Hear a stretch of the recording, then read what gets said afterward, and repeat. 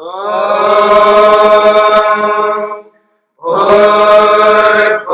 स्वः तत्सवितुर्वरेण्यं भर्गो देवस्य धीमहि धियो यो नः प्रचोदयात्।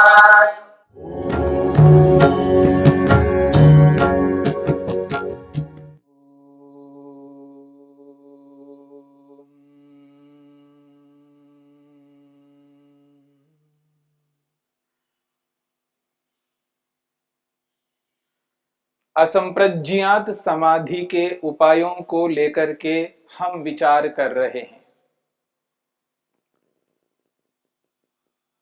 ईश्वर साक्षात्कार करने के लिए महर्षि पतंजलि ने कुछ उपाय बताए हैं। उन उपायों में एक उपाय को लेकर के हमने विचार किया है श्रद्धा।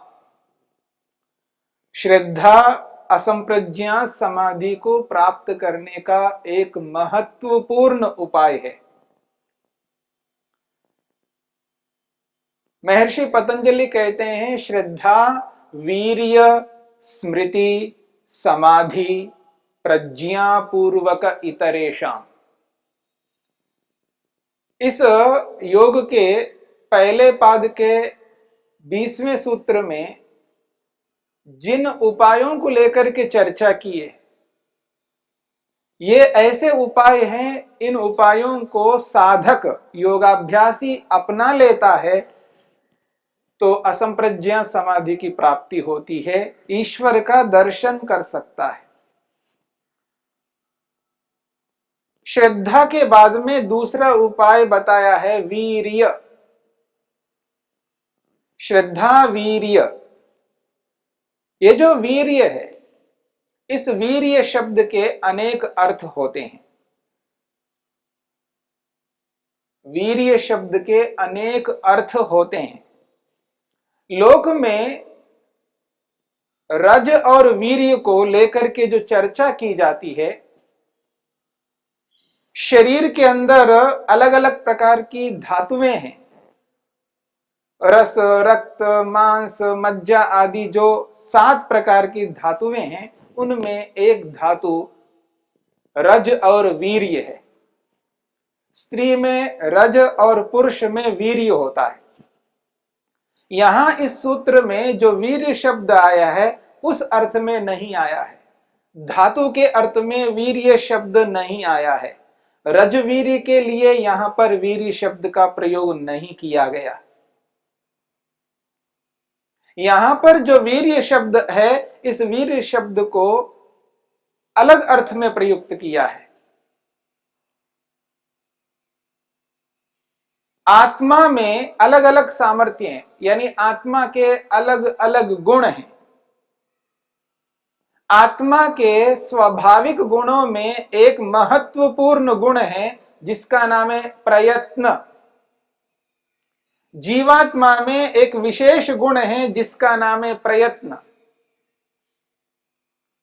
वो जो प्रयत्न गुण है उसकी विशेषता बताई जा रही है इस वीर्य शब्द से। वीर्य का अर्थ है उत्साह। वीर्य का अर्थ है उत्साह, स्फूर्ति, एक विशेष प्रकार का बल, एक विशेष प्रकार का सामर्थ्य है।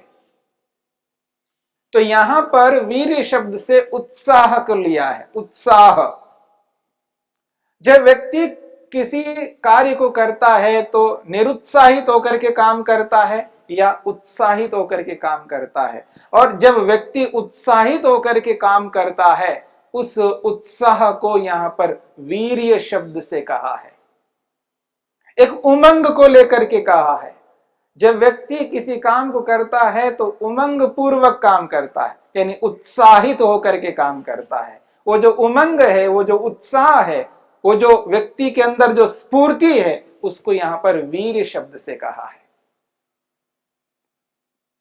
और यदि ये उत्साह व्यक्ति के अंदर होता है तो निश्चित रूप से व्यक्ति जिन कार्यों को करता है उनको 100% 100% दे सकता है।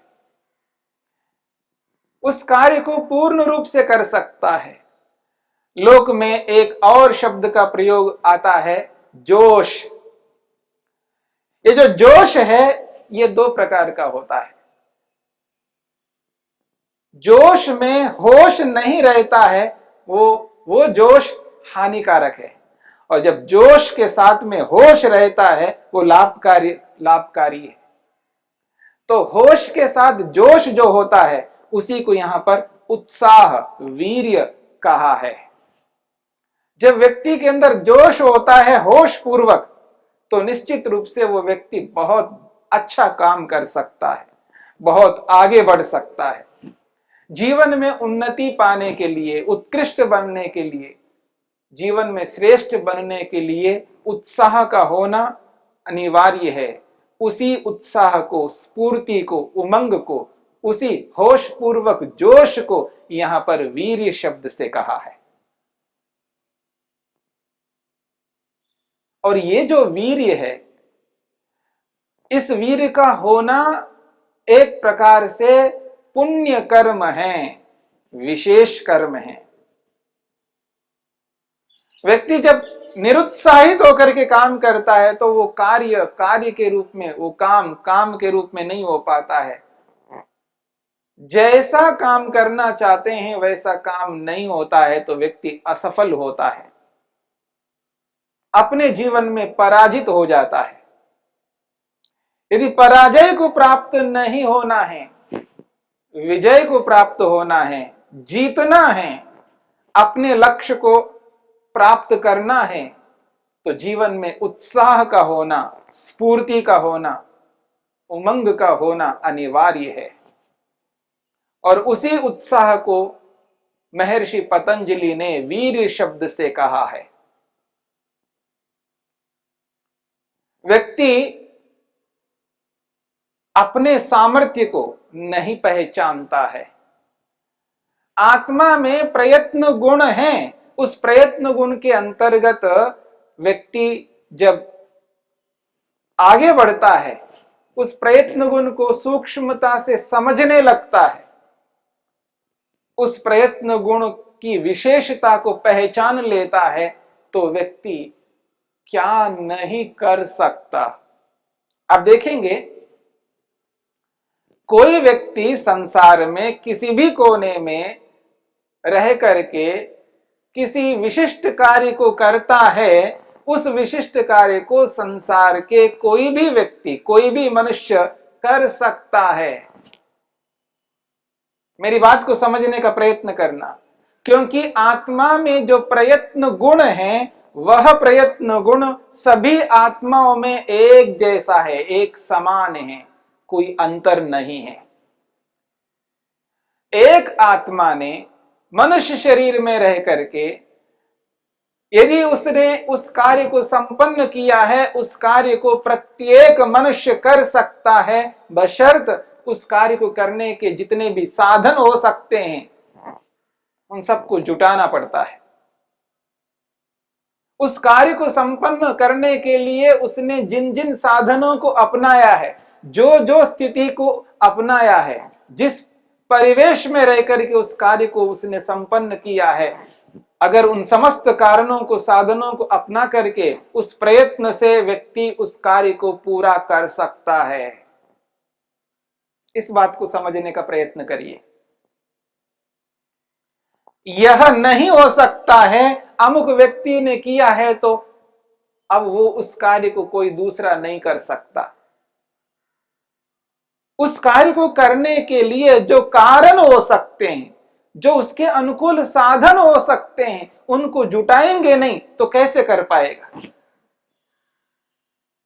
इसलिए हो सकने योग्य जितने भी कार्य हैं उन समस्त कार्यों को इस प्रयत्न गुण को समझने के कारण से, और इस प्रयत्न गुण की जो विशेषता है, वीर्य है, जो उत्साह है, उसको समझने के कारण से व्यक्ति उस कार्य को अच्छे ढंग से पूर्ण कर सकता है, उस कार्य को 100% अंक दिला सकता है। और यहां मुक्ति को पाने के लिए असंप्रज्ञा समाधि को प्राप्त करने के लिए, ईश्वर दर्शन करने के लिए महर्षि पतंजलि ने इस वीर्य को, इस उत्साह को एक बहुत बड़ा महत्वपूर्ण सशक्त साधन के रूप में, कारण के रूप में प्रस्तुत किया है। इस उत्साह को, इस वीर्य को समझना है। बहुत सारे लोग हताश होते, निराश होते हैं, क्योंकि वो अपने सामर्थ्य को, अपने उत्साह को, अपने प्रयत्न को नहीं जानते, नहीं समझते। मनुष्य तो मनुष्य हैं। मनुष्य शरीर में रह करके पुरुष, मेल, पुरुष जिस कार्य को करता है उस कार्य को सभी पुरुष कर सकते हैं, और जिस कार्य को एक स्त्री ने किया है, फीमेल ने किया है, उस कार्य को प्रत्येक स्त्री कर सकती है, बशर्त उस कार्य को करने के जितने भी साधन होते हैं उनको अपनाना होगा। उसके लिए जैसी इच्छा की आवश्यकता है, जैसा पुरुषार्थ चाहिए, जैसी तपस्या चाहिए, जैसी विधि चाहिए, जैसी अनुकूलता चाहिए, उन सभी कारणों को अपनाकर यदि किसी स्त्री ने किसी कार्य को किया है, वैसा ही प्रत्येक स्त्री कर सकती है। और जिस कार्य को इन सभी कारणों को अपना करके जिस पुरुष ने किया है, उस कार्य को समस्त पुरुष कर सकते हैं। और जो नहीं कर पाते हैं, उनके पीछे इन साधनों में, इन कारणों में कोई ना कोई कमी रह जाती है, न्यूनता रह जाती है। उस न्यूनता के कारण से वो कर नहीं पाते हैं। जब दो खिलाड़ी आपस में लड़ते हैं, यानी खेलते हैं, और एक खिलाड़ी जीतेगा और एक हारेगा, और जो हार जाता है तो हमें दिखाई देता है, क्योंकि देखने वाले देखते हैं यह व्यक्ति इस कारण से हार गया। यदि उस कारण को वो लगाता और उस उपाय को अपनाता, जो चूक हुई है उससे अगर वो नहीं करता तो वो जीतता। जीती हुई बाजी को वो हरा दिया, उसने हार गया। जीत से जीतते वो हार जाता है, क्योंकि उस कारण को वो भुला देता है या अपना नहीं पाता है, हतप्रभ हो जाता है, किम कर्तव्य विमूढ़ हो जाता है, होश खो देता है, गलती कर बैठता है। कोई ना कोई एक कारण अवश्य होता है। तो मनुष्य के अंदर वो जो उत्साह है, जो वीर्य है, जो उमंग है, जो जोश है, उसको अपनाना पड़ेगा, उसको जानना पड़ेगा। उसको जान करके, समझ करके जब व्यक्ति चलता है तो निश्चित रूप से अपने लक्ष्य को पूरा कर सकता है। इसलिए महर्षि पतंजलि कहते हैं, वीर्य एक बहुत बड़ा उपाय है असंप्रज्ञा समाधि को प्राप्त करने के लिए। महर्षि वेदव्यास स्पष्ट शब्दों में लिखते हैं, तस्य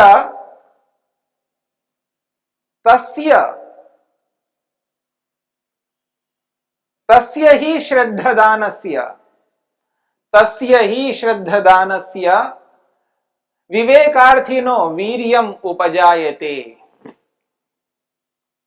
तस्य, उसको, किसको? योगाभ्यासी को। तस्य योगिनः, और कैसा योगाभ्यासी है? श्रद्धदानस्य, श्रद्धा करने वाला। जिस ईश्वर को प्राप्त करना चाहता है उस ईश्वर के प्रति पूर्ण श्रद्धान्वित हुआ है। तस्य ही श्रद्धदानस्य, उस श्रद्धा करने वाले योगाभ्यासी को।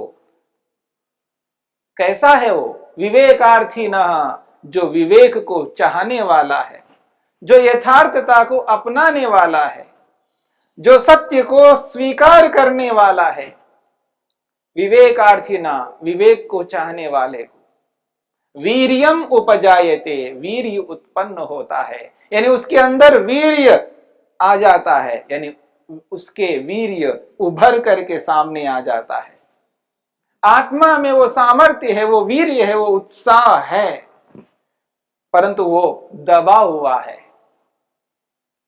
और जैसे ही वो श्रद्धान्वित होता है, श्रद्धा को समझ लेता है, श्रद्धा को अपना लेता है, ईश्वर के प्रति पूर्ण श्रद्धान्वित होता है, और उस श्रद्धा के कारण से विवेक को चाहने वाले उस व्यक्ति के अंदर वीर्यम वीर्यम, ये उत्साह उपजायते, ये वीर्य प्रकट हो जाता है। जो दबा हुआ उत्साह था वो बाहर निकल करके आ जाता है। तब वो उत्साहित होकर के स्फूर्ति से, उस विशेष बल से जब व्यक्ति ईश्वर को प्राप्त करने के साधनों को अपनाता है, मेहनत करता है, पुरुषार्थ करता है, वह पुरुषार्थ पूर्ण पुरुषार्थ के रूप में सामने आ जाता है। तस्य ही श्रद्धादानस्य विवेकार्थिनो वीर्यम उपजायते, ये वीर्य प्रकट हो जाता है। और वो जो विशेष बल है, उत्साह है, जो स्फूर्ति है, जब वो आसन लगाने के लिए उद्यत होता है तो उत्साहित होकर के आसन लगाता है। जब वो यम नियमों का पालन करना चाहता है, उसकी चाह है मैं सत्य बोलूं, उत्साहित होकर के सत्य बोलेगा। जब किसी को कष्ट नहीं देना है तो उत्साहित होकर के ये प्रयास करता है कि किसी को मेरे कारण से कोई कष्ट, कोई पीड़ा अन्याय पूर्वक कभी ना मिले। निर्वैर होकर के उनके साथ व्यवहार करता है। यम और नियमों का पालन उत्साहित होकर के करता है। जब ध्यान करने की स्थिति आती है, वो जब काल आता है, संधि वेला आती है, उस स्थिति में जब आसन करना है, पीछे नहीं हटता है, हिचकिचाता नहीं है, वो उत्साहित होकर के आसन लगाता है। स्फूर्ति रहती है उसके अंदर, विशेष बल रहता है। जब प्राणायाम करना चाहता है तो उत्साहित होकर के प्राणायाम करेगा। जब इंद्रियों को अपने वश में करना है तो इंद्रियों को अपने वश में करता है, उत्साहित होकर के करता है। जब मन को एक स्थान पर शरीर में टिकाना है, धारणा बनानी है, तो उत्साहित होकर के धारणा बनाता है। जब ध्यान करना है तो पूर्ण स्फूर्ति से उत्साहित होकर के जैसा ध्यान करना चाहिए उसी प्रयत्न से वैसा ही ध्यान करता है। ये जो स्थिति है, ये जो वीर्य है, ये विशेष उपाय है, एक विशेष साधन है। तस्य ही श्रद्धादानस्य विवेकार्थिनो वीर्यम उपजायते। श्रद्धा रखते ही व्यक्ति के अंदर अनायास एक उत्साह उत्पन्न हो जाता है। उस उत्साह को, उस वीर्य को, उस उमंग को अपना करके मनुष्य को चलना चाहिए, तब अपने लक्ष्य को पूरा किया जा सकता है।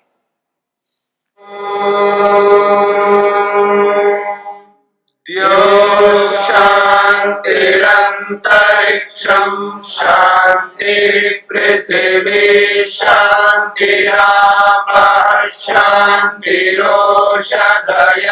शांतिः वनस्पतयः शांतिर्विश्वे देवाः शांतिर्ब्रह्म शांतिः सर्वं शांतिः शांतिरेव शांति क्षमा शांतिरेधि। ओम शांति शांति शांति।